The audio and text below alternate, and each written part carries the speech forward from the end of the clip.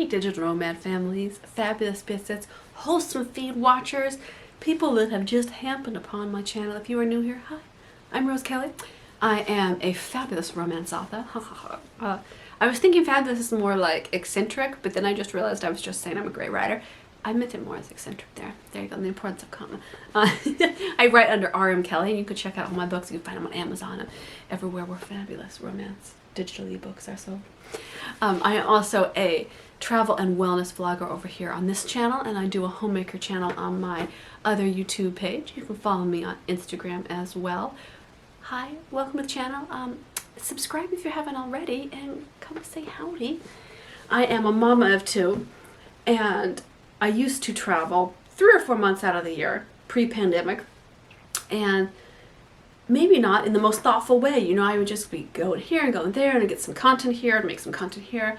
And now I'm really more into a focused way of like, if we're going to do travel, it's going to be more of a digital nomad lifestyle. Both kids have to be able to come along. I homeschool, so that opens up a lot of time right now, but you know, you never know when you're going to switch up educational styles. So I'm trying to take advantage of that now and see things with my young kids. They're very young. I have a 7-year-old and a 14-month-old. While they are little and, you know, can just kind of soak up things. But I thought these are the best cities that we have been to, and I'm going to say Western cities to go to if you want to go be a digital nomad as a family. Now, how long you can be a digital nomad in these places, how long you can visit, is going to depend on what kind of visa you can get, you know, which country are you traveling from. So keep that in mind. You might be able to be a digital nomad somewhere for 3 months. You might be able to be for 6 months. Maybe you can go for 12 months if you can get the right visa. It can be tricky, and maybe you fall in love with a city and really want to figure out a digital nomad visa that allows you to live there and work there full time. That's a whole separate thing. Some of these places will let you do that. Some of them make it pretty difficult. I know a lot of places are working on making it easier for digital nomads to come in, but there's not a ton of us that would consider ourselves, you know, digital travelers that have young kids. And so it's kind of a whole different ballpark. Like, the things I consider are different than if I were just a single lady traveling around working from a laptop, right? What I'm considering is, you know, access to child-friendly food, playgrounds, good educational groups or offerings or things to do, things that are going to be enriching for their minds and their bodies, and safety. Is this a safe place that I feel both physically safe from crime and also I feel safe traveling around, like we aren't going to get lost? If we do get lost, we aren't going to be in any danger. You know, what are things that a mom with crazy kids in tow can wander around and just feel comfortable where we are, right? Okay, I think my favorite city for digital nomading with kids has got to be Edinburgh. And you might say, why Edinburgh, Rose? I didn't even know you've been there or that you like it. So I actually really like Edinburgh a lot. Is it my favorite city in the world? No, I'm going to say that. So I'm not making a list on necessarily my favorite cities in the whole world. But where is it that you can have really kid-friendly things? So one great thing about Edinburgh is it puts you in a great central location. You can go see a ton of fun things around. It's a very walkable city. It's got good public transportation if you decide to stay in the suburbs. And it's actually pretty affordable for a big city. So you get to have a lot of these experiences in the UK, but you know, it's way more affordable than if you're trying to be a digital nomad in London for 6 months. That's really pricey. And it just felt a little bit safer than some other cities. And just very friendly. The people are very friendly. The food is good. They have lots of fun playgrounds. They have estates that you can take the kids to. They have beautiful natural wonders to take them out on adventures and field trips to. They have good internet. They have, you know, places that you can take your kids and work while they're playing. It just gives you a lot of options as a digital nomad. So I think Edinburgh is a great city for that. One of the reasons I also like it is it's in the UK, so as an American, you can go there without work visa and you can visit and be a tourist and travel and show the kids the sights and still get your work done, you know, get your Zoom calls in, edit your photography, send your emails, you know, whatever you need to do, you can still be getting that done for 6 months there. And that's a great big, meaty chunk of time to be able to be somewhere with your family.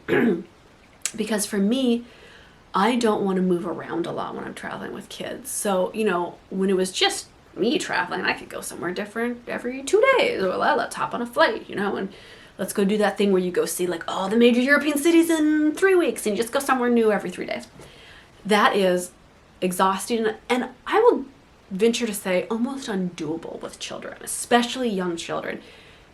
It's just going to be a misery trying to get them up and get going like that because, you know, they adjusted to jet lag differently than we do, and they just need time to settle in each place. You know, my son has sensory things and delays that mean that we really focus on routine, and where he is on the spectrum means that, you know, we really need to bring our home routine with us, which means we need to have regular family, kid activities, and not just work every day, and not just going somewhere different every day. We need time to settle and be mellow. And that is true for, I mean, almost any kid. And especially if you have a kid that is highly emotional or anything, you know, maybe they need a little bit more of that just security of being somewhere for a little while. So Edinburgh gives you that option to stay a little bit longer, which is great because there's so much to see in that area. Which brings me to my second favorite city. Is this unfair to say? Okay, it's London. Everybody knows London's my favorite city in the world. I know. I guess I mention this on this channel all the time. London is fantastic. You can go so many places. It is a vibrant city. It's just a really cool place to take kids. My son loves it. It has amazing playgrounds. I love the playgrounds there.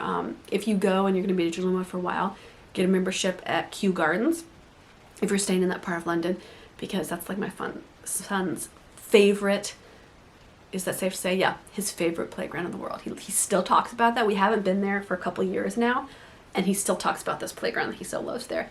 And it's just got great little villages within London, you know, that are super kid friendly.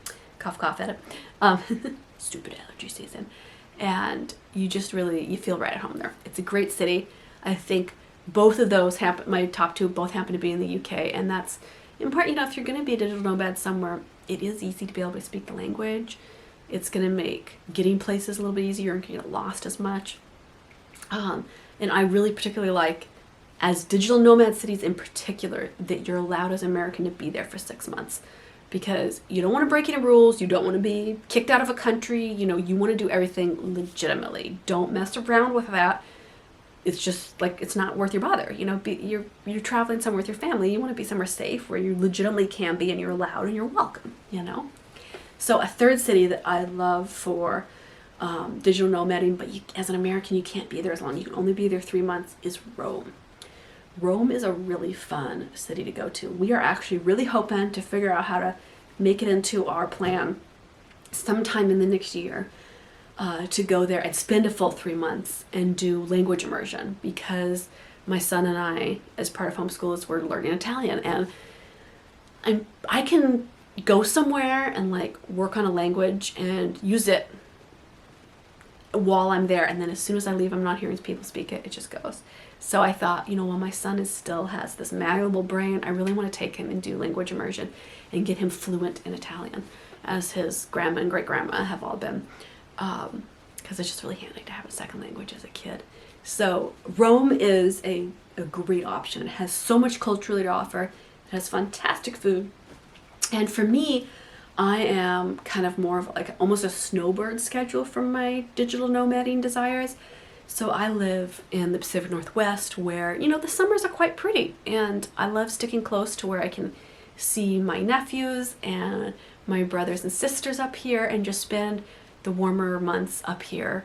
You know, I have another business that I'm starting that is location dependent, but just in the summertime, and so I like to stay up in this area. So when it gets cold here, I love to go to other parts of the world and go experience them and see them and document them and share that with all of you biscuits. And Rome is actually really nice weather. We were there in November last time we were there, and it was a really nice temperature. It was still sunny. You know, obviously not hot, but totally acceptable. We could still play outside with little coats on. And so if you're thinking of more of a snowboard schedule to your winter, so you kind of want to be like a winter digital nomad, that can be really nice to then think of more southerly cities internationally. Where are cities that are going to have some weather that you're going to enjoy? So that's really something to think about in all of these locations. Like London and Edinburgh are beautiful, but very cold and wet in the winter, especially Edinburgh. I mean, London too, both very chilly. But if you want somewhere that's a little bit nicer of weather, Rome can be a really good third option. And that can be somewhere, you know, where you could just take 9 months off and go to these different places and have amazing experiences.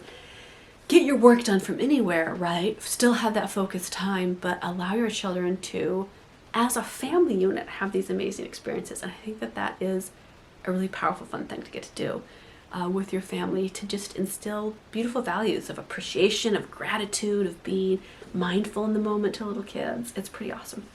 Okay, biscuits, I sound all croaky. I am so sorry I croaked through this video. I'm just having crazy allergies that won't go away, or a lingering cough. We were all sick like 6 weeks ago with the cold, and the cough has just lingered along with my allergies. So what are you gonna do? That is just life. But I wanted to come in here and talk about this because it's definitely something that's been on my mind. Now that travel's opening up a little bit, I'm kind of planning and thinking, like, you know, where do we want to go? What do we want to see? What would be great experiences? And how do we kind of integrate that into our unique situation, which is a digital nomad family? And I see a lot of digital nomad families that are like van life travelers, and that's awesome. I love that idea. I think that'd be super fun. But for international travel, it's harder to find resources that are for, you know, just your average remote worker kind of family unit, not somebody that can buy a 2 million euro golden visa, and not somebody that necessarily wants to just stay domestic, but somewhere, you know, in between there where you want to go see things internationally and still be able to get your work done and keep your kids on a good, happy routine and schedule. Let me know in the comments, what else would you like to know about cities? I can recommend some other ones. I think I'm going to do some cities that I would recommend avoiding as well. But what are questions that you have about digital nomading as a family that you would love answered? And I will share our experiences that cover. I'll see you in the next video.